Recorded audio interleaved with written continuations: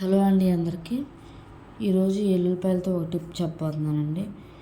ఈ ఎల్లుల్లిపాయలు అనేవి మనం తెచ్చుకున్న తర్వాత 2 డేస్ ఎండబెట్టుకున్నాం అనుకోండి, అవి మనం విడగొట్టుకుంటానికి ఈజీగా వస్తాయండి. అదేవిధంగా పచ్చివి ఏమైనా ఉంటే అలాగే పెట్టేస్తే కుళ్ళిపోయి మిగతా వాటిని కూడా చెడగొడతాయి. అలా కాకుండా మనం ఇలా ఎండబెట్టుకోవడం వల్ల ఆ పచ్చివి కూడా వెళ్ళిపోతాయండి, చక్కగా నీట్గా ఉంటాయి, బూజు అనేది పట్టదు, బాగుంటాయి. ఇలా విడగొట్టుకోవడం వల్ల మనం వంట చేసేటప్పుడు ఈజీగా ఉంటుంది.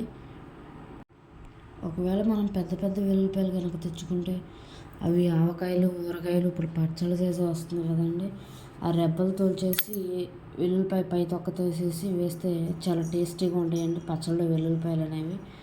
ఈ విధంగా చేయడం వల్ల వెల్లుల్లిపాయలు చూడడానికి నీట్గా ఉంటుంది, మనం వాడుకోవడానికి ఈజీగా ఉంటుంది. Please subscribe my channel.